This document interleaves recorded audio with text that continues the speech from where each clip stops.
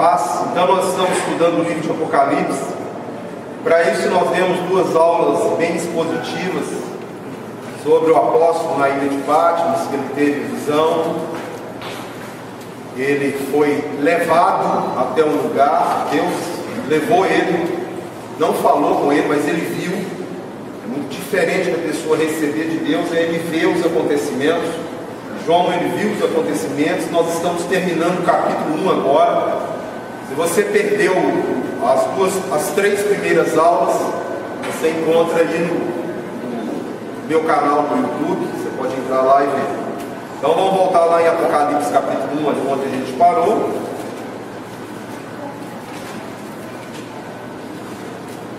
Lembrando que é um dos livros mais difíceis da Bíblia, junto com Gênesis, o Evangelho de João, Apocalipse, são livros assim, bem complexos, que a pessoa tem que conhecer bem Bíblia. Então o ideal para você que está frequentando a escola é ler a Bíblia toda. Amém? Então tirar a preguiça da cabeça do travesseiro, desligar a novela. Aliás, você não vê novela, não é possível. Tirar, dedicar pelo menos 45 minutos do seu dia para Deus, né? Certo era você dedicar pelo menos 10%, não? 2 horas e 40 do seu dia para o Senhor. Mas aí você dedica para a internet, para o Facebook, para a televisão e nem vê, né? Então não adianta eu querer desvendar Apocalipse, assim como uma varinha mágica, isso não existe. Porque eu vou mostrar para você a forma correta de você interpretar. Agora, desde já eu digo que eu respeito a sua linha de pensamento, você não é obrigado a concordar comigo, amém? Ah, eu vou voar antes, durante ou depois. Se eu fosse você, preocupado em subir. Fica santo que tanto faz para você ser antes, durante ou depois, né? Ah, eu acho isso, aquilo outro, eu acho que o milênio é lá no céu, eu acho que o milênio é aqui na terra. Eu vou te mostrar na Bíblia agora. Você não precisa ser meu inimigo, nem eu vou ser seu, se você pensar diferente, amém? Isso não é motivo de discussão, de briga, não, tá? Amém? Glória a Deus. Posso seguir então? Amém. Com óculos sem perna, que eu esqueci o meu na casa do irmão. Vamos então em Apocalipse 1.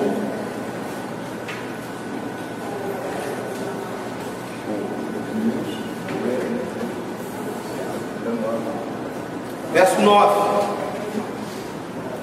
Eu, João, irmão vosso e companheiro na tribulação, no reino e na perseverança em Jesus, achei-me na ilha chamada Patmos, por causa da palavra de Deus e do testemunho de Jesus. Achei-me em espírito no dia do Senhor e ouvi por trás de mim grande voz, como de trombeta, dizendo: que vês, escreve em um livro e manda 7 igrejas: Éfeso, Esmirna, Pérgamo, Tiatira, Sardes, Filadélfia e Laodiceia. Voltei-me para ver quem falava comigo, e voltando vi 7 candeeiros de ouro, e no meio dos candeeiros um semelhante ao filho do homem, com vestes talares e cingido à altura do peito, com a cinta de ouro. A sua cabeça e cabelos eram brancos como alva-lã, como neve, os olhos como chamas de fogo, os pés semelhante ao bronze polido, como que refinado numa fornalha, a voz como voz de muitas águas, tinha na mão 7 estrelas, e da boca saía-lhe uma afiada espada de 2 gumes. O seu rosto brilhava como o sol na sua força. Quando vi, caí aos seus pés como morto, porém ele pôs sobre mim a mão direita, dizendo: não temas, eu sou o primeiro e o último, e aquele que vive. Estive morto, mas eis que estou vivo pelos séculos dos séculos, e tenho as chaves da morte e do inferno. Escreve, pois, as coisas que viste, as coisas que são, e as que hão de acontecer depois dessas. Quanto ao mistério das 7 igrejas que vistes na mão direita, e os 7 candeeiros de ouro, as 7 igrejas são os anjos das 7 igrejas, e os 7 candeeiros são as 7 igrejas. Pai, essa é a tua palavra. Deus, desvenda ela no nosso coração, em nome de Jesus, Pai. Eu te agradeço, em nome de Jesus. Amém. Então, meu irmão, se você for pegar o pé da letra do que está escrito aqui, você vai viajar bastante na visão do profeta. Só que a Apocalipse, ela está toda escrita numa linguagem que é desvendada pela própria Bíblia. Então, você vai ver que a Bíblia, quando fala de estrela, se refere a anjos. Aonde diz isso? Ezequiel diz, quando as estrelas afogueadas diante de Deus, Satanás, quando Jó, capítulo 1, verso 6, fala de novo das estrelas.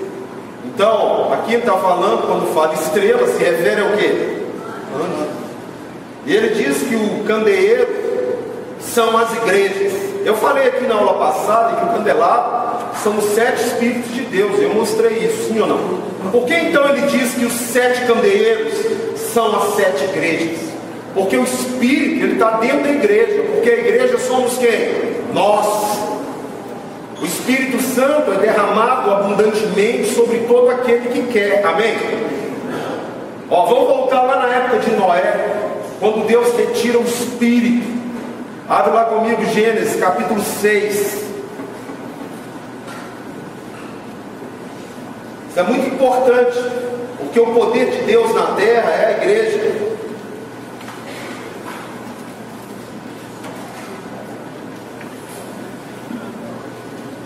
Seis, 3.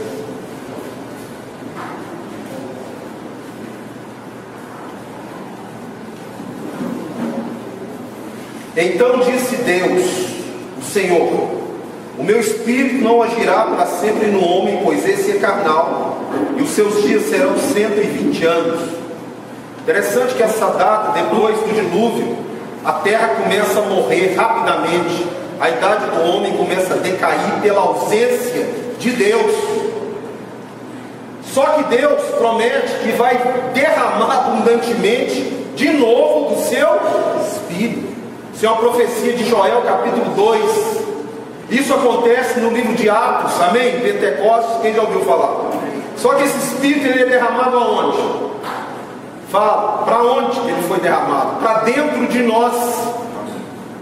Então, a única instituição da terra comprada na mão do diabo pelo sangue de Jesus é você, a igreja, dá glória a Deus. E é o poder dele na terra, a igreja. Tem crente que pede Jesus para ir lá na casa dele arrancar os capetas. Vai não. Ele te deu autoridade e poder para isso. Amém? Para a igreja. A igreja tem o poder de Deus, porque Deus caminha aqui nesse meio e Ele habita no meio da sua igreja. Então quando diz 7 igrejas, eu já falei que o número 7 significa o quê? Então Deus quer uma perfeição da sua igreja. O Nilson, durante 7 semanas que ele for ministrar, cada semana ele vai falar de uma igreja, dos defeitos e da qualidade, porque essas igrejas refletem a nós. Você não pode confundir igreja com congregação. Na realidade nós chamamos de igreja, o prédio não é a igreja, o prédio é a congregação. A igreja somos quem? Nós, aonde estiverem 2 ou mais reunidos. Então quando ele cita o local, é Pérgamo, Éfeso, ele está se referindo às pessoas reunidas naquele local. E ele está falando o seguinte: vocês mudam, porque senão eu tiro o meu candeeiro. O que ele vai tirar de dentro da igreja? O poder, o Espírito. Eu tiro. Então, meu irmão, esse é um recado para nós, que somos o quê? A igreja. Lembra que Apocalipse é o fim? Sim ou não? E ali no fim, o apóstolo Paulo, eu já falei, ele falou que a igreja ia entrar em apostasia. O que mais entristece Deus, lógico, o pecado entristece Deus, sem fé é impossível agradar a Deus. Hebreus 11:6. Agora, a destruição de Sodoma e Gomorra foi causada não somente por causa da promiscuidade. Todo mundo sempre liga Sodoma e Gomorra à promiscuidade, sim ou não? Que é gravíssimo. Mas o que mais tocou o coração de Deus para destruir aquele lugar não foi a promiscuidade em primeiro lugar. Abre aí Ezequiel 16:49. Vamos ver o que mais tocou. Os judeus creem em outros livros sem ser a Bíblia. Eles têm um livro do Talmud que contam histórias, tradição oral deles. E eles falam que as pessoas de Sodoma eram altamente sem misericórdia. Pessoas abastadas de dinheiro, de comida, que deixavam o pobre, o necessitado, morrer sem nada. Aliás, dizem que era proibido ajudar o pobre lá, tamanha era a maldade daquele lugar. Isso é uma coisa que move o coração de Deus para o juízo. Está ouvindo? A falta de misericórdia para com o próximo, a falta de amor pelo ser humano, vai ser uma das principais causas do juízo de Deus na terra. Abre aí, Ezequiel 19, 16, 49. É isso mesmo. E ó, eis que esta foi a iniquidade de Sodoma, tua irmã, soberba, fartura de pão e próspera tranquilidade, teve ela e suas filhas, mas nunca amparou o pobre. O quê? Então isso aí traz ira. Quando a igreja perde o papel dela de ser bênção, de ser luz, de amar o semelhante, vai trazer a ira de quem? De Deus. Quando você vem pedir, só pedir igual um pedinte, igual um mendigo espiritual, você pede tudo, menos a salvação da sua família, dos seus vizinhos.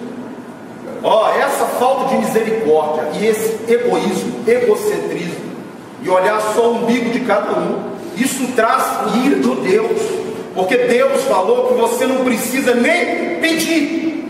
Antes da palavra chegar na sua boca, Salmo 139, Ele já sabe do que você precisa. Peça na igreja a salvação dos seus, peça na igreja a salvação da sua família, peça na igreja a salvação desse país, das pessoas, porque Deus ama gente. Deus não ama carro, Deus não ama casa, Deus não ama dinheiro, Deus ama você e mora dentro de você e morreu para salvar tu e a tua casa. Isso acontecia na época de Noé, na época de Sodoma, está acontecendo hoje. É um sinal notório além do céu e de Jerusalém, que o Senhor está próximo.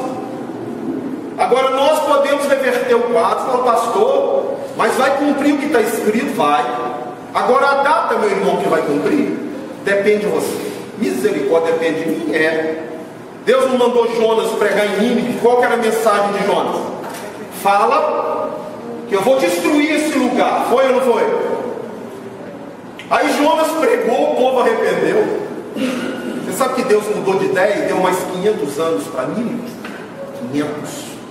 Você quer ver seus netos, seus filhos crescer? Ora, amém? Prega o evangelho.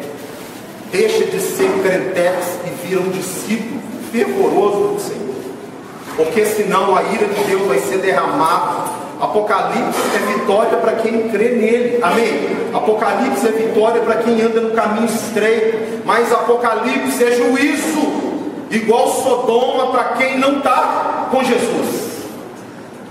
Então hoje é muito pouco pregado sobre o juízo de Deus, mas ele vai vir e não adianta. E ele vem, a principal causa, vou falar para o irmão, a falta de misericórdia, a falta de amparar o pobre, o necessitado, de dividir o que você tem com os outros. Como que uma pessoa diz que tem Jesus e não ampara o irmão? Abre aí 1 João capítulo 3, verso 17. A misericórdia, ela é na Bíblia inteira. Amparar pobre, viúva, necessitado, vai estar escrito em toda a Bíblia. Ouça algum de vós, isso é João falando para a igreja lá, ter recurso desse mundo, ver o irmão padecer necessidade e fechar o coração. Como pode estar nessa pessoa? Está escrito aí na sua Bíblia? O amor de Deus? Está escrito aí ou não? Para de amar de papo furado. Não amemos simplesmente de palavra, mas de atitude. Porque amor é o quê? Pastor, eu estou passando lá em casa, não tem nada para comer. Aí vira para você: irmão, estou sem nada para comer lá em casa. Aí você ora, irmão, ora.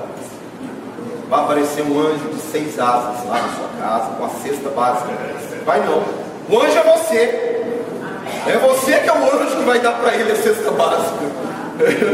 Ah, não é a igreja é você. Ah, é o pastor, naquele momento Deus mandou para você. Resolve quem? Fala, você. Para de julgar problema, coisa que Deus pôs na sua mão para resolver, coisa que dá para você resolver, para os pastores. O pastor tem obrigação, o pastor Rodrigo tem obrigação. A obrigação é sua, é minha, é de todos nós. Então Apocalipse, ó, o juízo de Deus vem em primeiro lugar pela falta de misericórdia, do amor ao próximo, porque a igreja que eu estou falando é nós, perdeu o foco de ser bênção na terra, de ser luz na terra. Então passou da hora de todo mundo acordar. Amém? Amém. Desperta tu que dormes, não é? Ei, desperta, acorda. Não é pregado muito não, mas eu vou te falar, vou lembrar você. Todo mundo que morrer sem Jesus, ele vai para o inferno. Não sou eu que estou falando isso não, está escrito aqui, ó. João 3,36, quem crê no Filho tem a vida eterna. O que permanece rebelde contra o Filho não verá a vida, mas sobre ele permanece a ira de Deus. Deus te levantou, meu, ó, como profeta, como representante de Jesus. Você sabe o que você é um representante de Jesus? Você tem poder. Ó, em meu nome farão obras o quê? Então aqui, ó, Deus tirou o espírito dele. E eu vou te falar, vai tirar de novo. Por que ele vai tirar de novo? Aquilo vai apagando. Acabou. Começa o mundanismo a entrar para dentro da igreja. Começa as coisas do mundo serem normais. Começa a separação, tudo é normal. Meu casamento não está bom, eu levo para o cartório. Seu casamento tem que ser levado no joelho. Começa a agir como o mundo. Roupa do mundo, música do mundo, tudo do mundo. Qual que é a diferença sua do mundo? Nenhuma, vai para o mundo. Você foi chamado para ir para o mundo. Ô pastor, Jesus me mandou. Mas não é para você ser igual a eles, não. É para ser luz. Amém? Vamos prosseguir aqui então. Então ali, ó, cada igreja número 7 é perfeito. E Deus quer que o Espírito esteja aceso. Porque onde a luz entra, as trevas saem. Carnaval em Belo Horizonte, vergonha para mim e para você. Significa que a luz está, ó.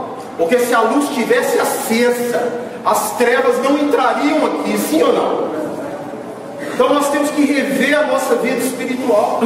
Porque o poder de Deus na terra não é que Jesus vai descer aqui não, mandar uma varinha mágica em Belo Horizonte, não vai ter mais carnaval. O poder dele está aqui, é você. Amém? Quando você fala não para o pecado, não para as coisas erradas, quando você busca a sua santificação, volta à leitura da palavra, volta ao culto doméstico, volta à comunhão, volta à oração, volta a ter misericórdia. Glória a Deus. Fica aí. Deus vai falar das igrejas. Então, meu irmão, ele tem uma visão de um ancião de dias, e da boca dele sai uma espada cortante, e ele tem ali, ó, o cabelo como uma lã, uma cinta de ouro, essa roupa e o sol brilhando na sua força, o rosto. Essa visão é de Jesus como sumo sacerdote. É interessante a visão. Quando ele fala cinta de ouro, vestes talares, pés de bronze polido, voz de muitas águas, ele faz uma imagem que é bem interessante. Biblicamente nós vamos aprender mais da nossa tabelinha. O Nilson falou da tabelinha aqui, então você anota aí o que eu estou falando. Voz de muitas águas é multidão de povos ou nações, beleza? Estrela fala anjo. 7 Espíritos de Deus, atributos do Espírito Santo, e fala igreja. Amém? Essa estrela aí está falando da estrela da igreja. Uns aí eu vou falar disso. Uns dizem que, ó, isso aí é uma controvérsia.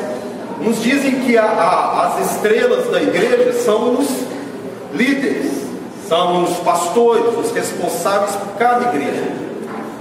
Outros dizem que são anjos guardiões da própria igreja. Nós temos uma ilusão de pastor muito errada sobre a Bíblia. Pastor, ele é um presbítero, sabia disso? Você não sabe, daqui a pouco você vai aprender quando você vê os 24 anciãos diante do trono. Um presbítero, ele pode ser um pastor, pode ser um evangelista, pode ser um mestre, pode ser um profeta, pode ser um missionário. São dons, fala, ministeriais. Então, eu não creio que é um pastor, a não ser que seja um pastor de governo, sim? Porque a igreja, ela é comandada por presbíteros. Aqui tem uma diretoria, que chama diretoria, mas é o quê? É um presbitério, sim?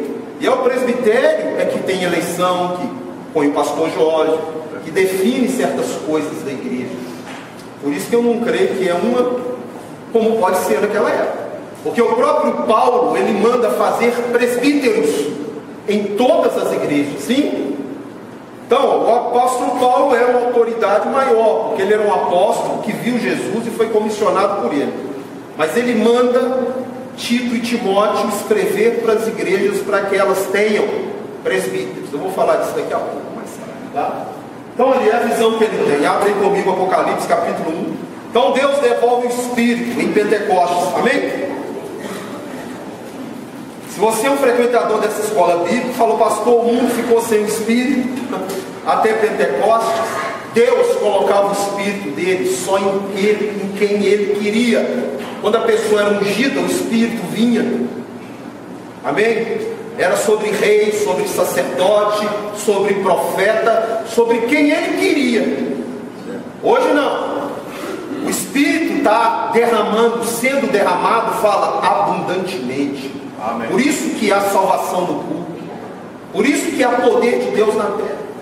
E se o Espírito ele começa a apagar, o poder está indo embora, entendeu? Então, a culpa não é de Deus não, é nossa. Amém? Vamos lá então. O que eu falei? Apocalipse. Então ele continua. Voltei, verso 12, para ver quem falava comigo, e voltando vi 7 candeeiros de ouro. Os candeeiros são o que mesmo? Fala, Espírito. O número 7, Sheva, perfeito. Ó. E no meio dos candeeiros, um semelhante ao Filho do Homem. Interessante que a Bíblia diz que onde estiverem 2 ou mais reunidos, em nome dele, quem é que está? Por isso que ele está no meio da sua igreja. Jesus está onde? Está aqui falando, no meio da sua igreja, com vestes talares e cingindo do peito com uma cinta de ouro. Então, ó, primeira coisa eu falei em Daniel, não vou voltar lá. Depois você lê Daniel capítulo 7, que é a primeira vez que chama filho do, fala, homem, que ele viria sobre as nuvens. Eu falei aqui na aula passada, o filho do homem viria sobre as, quem escreveu isso? Daniel. Jesus repete, e João também o que? Repete. Agora vamos ver esse papel aqui, essa roupa, vestes talares com um cinto de ouro, com o rosto como o sol, e da boca sai uma espada afiada, né? Então a primeira coisa, abre comigo Hebreus capítulo 5, verso 7.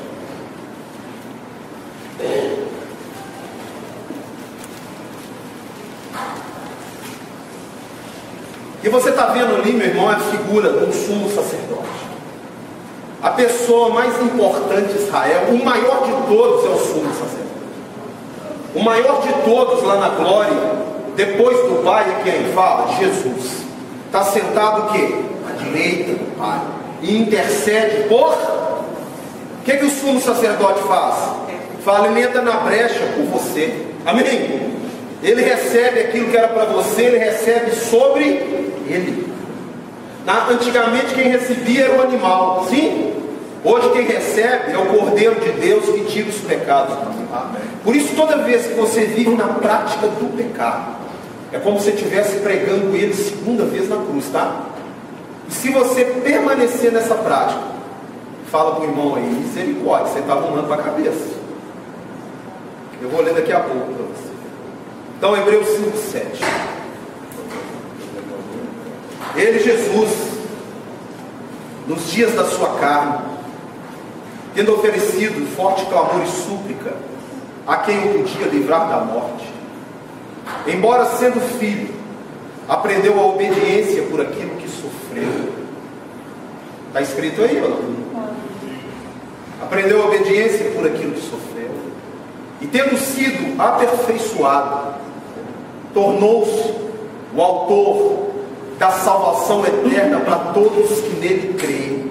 tendo sido nomeado por Deus, fala, sumo sacerdote segundo a ordem de... Fala, pastor, em que Jesus, que é perfeito, teve que ser aperfeiçoado. Em outra tradução diz consumado, mas a tradução correta é aperfeiçoado. Jesus é perfeito, mas daqui a pouco você vai ver num quesito que ele foi aperfeiçoado por sua causa. Você também vai dever isso para ele, tá? Quando chegar lá, você agradece isso, tá bom? Porque tudo que ele passou é culpa minha e sua. Não é culpa de judeu nem de romano, porque quem pregou ele na cruz, de acordo com Isaías, capítulo 53, verso 5, foi o meu e o seu pecado, matou ele. Então, só para concretizar aqui o que eu falei antes, sobre viver na prática do pecado. Abre em Hebreus capítulo 6. Você já está aí, né? Está fácil.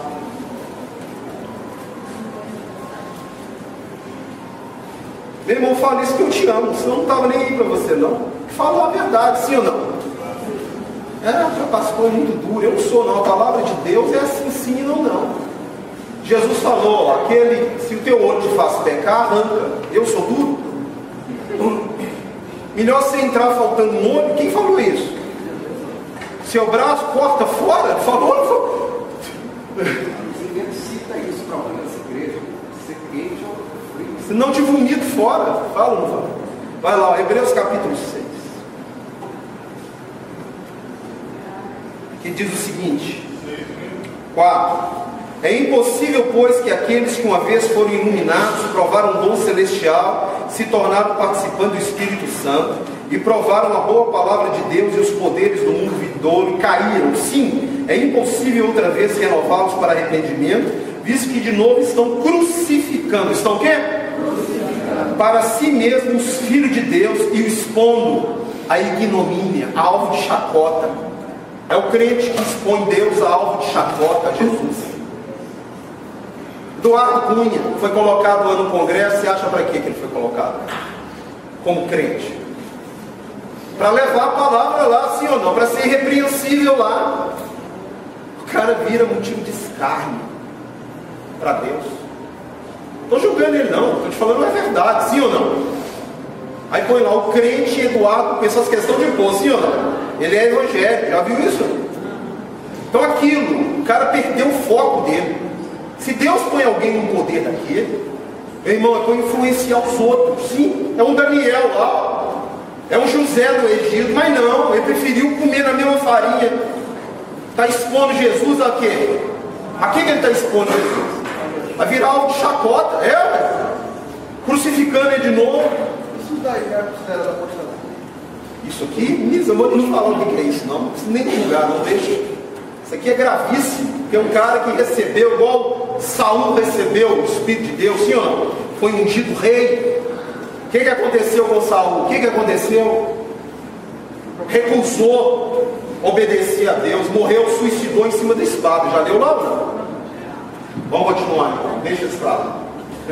Então, a visão de sumo sacerdote e o rosto como o sol na sua força. Primeiro vamos ver a visão de Daniel, capítulo 10, verso 6.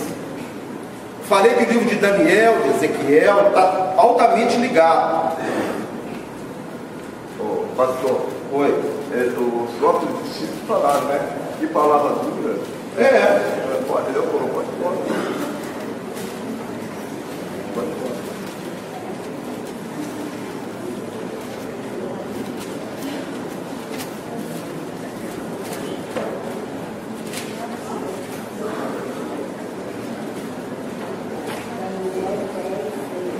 Vamos ver a partir do 5.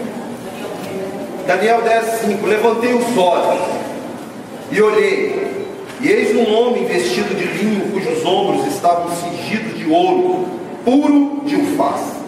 O seu corpo era como berilo, o seu rosto como relâmpago, os seus olhos como tochas de fogo, e os seus braços e os seus pés brilhavam como bronze polido. Está vendo aí? A visão de quem que João está tendo? Fala. A mesma de quem? Daniel. A sua voz era como um estrondo de muita gente. Então, meu irmão, a Bíblia é cheia de repetição. É impossível alguém escrever um livro assim. Só você vai sair catando versículo por versículo para escrever uma montagem lá na frente. Você não tem temor de Deus, você pode ter. Esse cara aqui, ó, é de quantos anos antes de Cristo? 400, 500 anos antes de Cristo. O outro é 100 depois de Cristo. Lembra que aqui não tem internet nem computador não, tá? Para falar que João viu o livro de Daniel, vou pegar isso aqui, vou montar e vou pregar em Apocalipse. Você está vendo ali, ó, é o pergaminho do Mar Morto. O livro de Isaías completo, escrito com 2000 anos. Isso não te dá temor, não? Encontrar grande parte da Bíblia escrita em pelo de antílope, guardado em vaso de barro, e Deus permite que isso venha à tona para acordar a igreja dele, que ele existe, que ele é Senhor dos senhores, que ele morreu, ressuscitou e vai voltar para te buscar, amém? Então, ó, vai ver a teologia, as coisas que estão acontecendo, o que Deus está deixando manifestar na terra. E agora você vê aqui a visão de Daniel, João repetiu. Agora o que é isso? Você imagina lá, ele caiu como morto. Você já viu também que outros profetas, quando viram o trono de Deus, o que acontece? Cai de rosto, hein? E ali, ó, os 7 candeeiros são as 7 o quê? E ele está no meio delas. Agora, o que é isso? Essa é uma espada da boca. Quando diz cortante de 2 gumes, você pega aquela espada do rei Arthur, você vai ver que ela corta dos 2 lados. Tanto faz o cara bater de um lado ou de outro, vai cortar. E da boca dele sai essa espada. Essa espada não vai falar dela só aí. Ela vai falar também em outra parte de Apocalipse. Abre aí comigo Apocalipse capítulo 19. Apocalipse 19.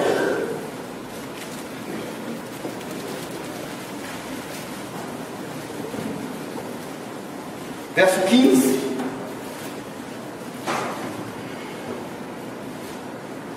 Vamos ver então para que essa espada serve.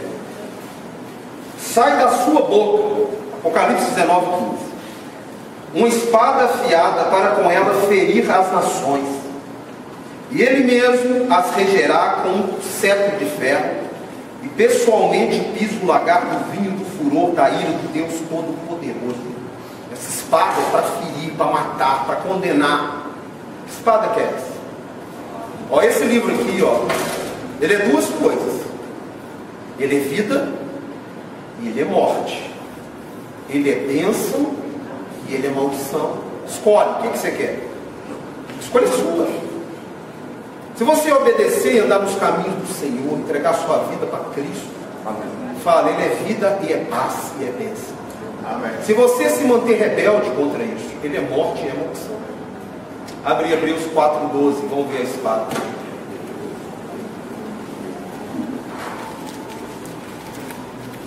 Apocalipse é bênção e é maldição para quem não serve, sim ou não? Quem não estiver no caminho está fulminado. O Nilson vai te explicar aí nas 7 igrejas. Lá fala vencedor.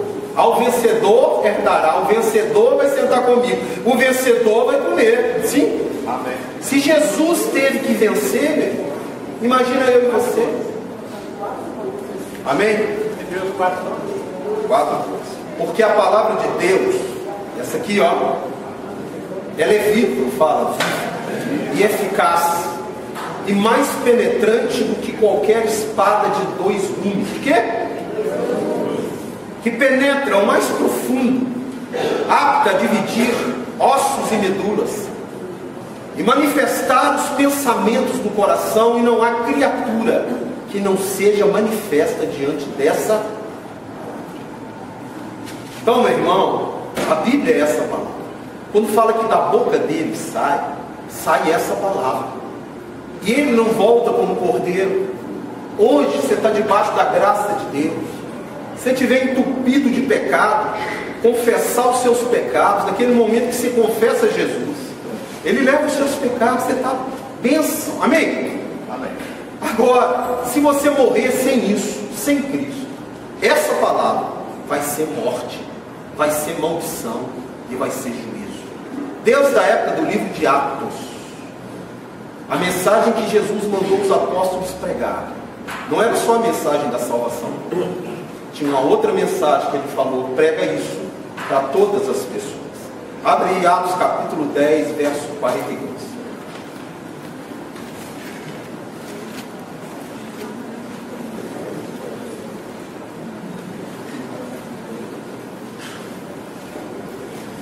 Outra coisa, esse juiz aí não é corrupto não, tá? Não tem negociata não. Tem não. E nos mandou pregar ao povo, Atos 10, 42. E nos mandou pregar ao povo, isso é Pedro falando, tá? E dizer que ele quem? Jesus é quem foi constituído por Deus. Fala com o irmão, juiz de vivos e de... Sabe qual que é a lei que ele vai usar? Está aqui, ó. Quando você confessa a Jesus, sem lei você vai ser julgado, porque a lei já foi julgada nele. Amém? Você acha que não teve consequência do seu pecado? Não. Ah, eu pequei, entreguei minha vida para Jesus, aleluia, glória a Deus. Ele foi moído na cruz por seu pecado. Sabia disso? Não? Deus moeu o filho dele, a consequência que era para você, a morte, de crucificação, foi para ele. Não existe não pagar a conta, não. Alguém pagou sua conta. Você tinha uma conta grande, ele foi lá e pagou. Tudo está pago. Ele é meu. Agora, se você começar a arrumar a conta, hein, já pensou? Zerou seu cartão de crédito, você está lá de novo. E aí? Explode o cartão, aí tem que vir dinheiro de novo pagar a sua conta. Porque o preço não é dinheiro, não, é sangue. É o quê? Sangue. É crucificação. Então analisa bem. A Bíblia diz: examine um homem a si mesmo. Você tem que se examinar, porque aqui agora você tem o sumo sacerdote. Que hoje, agora, nesse momento, ele está caminhando aqui no nosso meio. Amém. E nesse momento ele está intercedendo por você. Amém. Sabia disso? Você tem dois intercessores assim, demais. Um é o Espírito Santo, porque ninguém aqui sabe nem orar como devia, nem eu. Mas ele transforma a sua oração em gemidos inexprimíveis. E você ainda tem um sumo sacerdote sentado à direita de Deus que intercede por você. Isto até a porta da arca fechar. Porque depois que fechou, não tem mais intercessor, tem juiz. Tem o quê? E se você não sabe, o juízo começa pela casa de Deus. Não é pelo mundo não, tá? Nós. Então, por que por nós? Porque nós recebemos o mundo. Nós temos Deus dentro de nós, na nossa casa, andando conosco, nos guiando. Diferente de um cara que estava na macumba, que nunca ouviu falar. O cara do mundão aí, ó. Nós não, nós nascemos de novo, Deus colocou o Espírito, Deus pagou a sua conta e você é propriedade dele. Amém? Amém. Então ali, ó. Mateus 17, 2, eles vão ter uma visão de Jesus igual a de João. Quando Jesus transfigura, ele mostra o futuro para aqueles discípulos.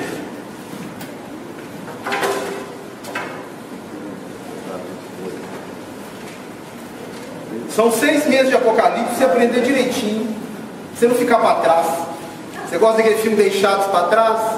Misericórdia.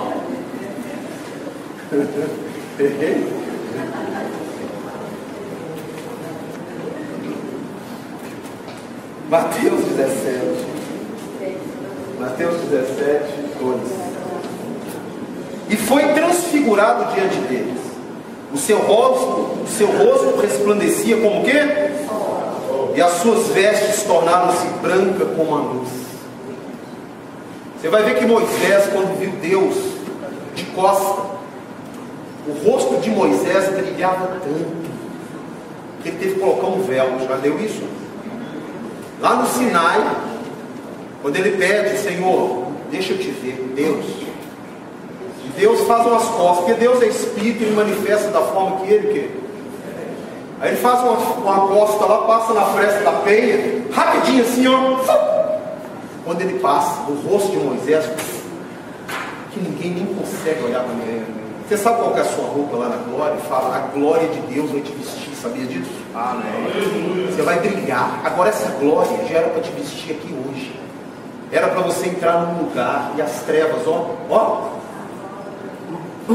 A bênção que Deus mandou o sacerdote dar, o sumo ao povo de Israel, é Números 6, 24 e 26. Que o Senhor te abençoe e te guarde. Que o Senhor faça resplandecer o seu rosto sobre ti e tenha misericórdia de ti. Que o Senhor sobre ti levante o rosto e te dê a paz. Você nasceu para ser filho de Deus, para ser uma cópia de Cristo, para vencer as trevas, para destruir o império das trevas. Você nasceu com esse projeto. Todos nasceram, mas aqueles que não quiserem, meu irmão, escolha. Abre Deuteronômio 30:15, vão ver a espada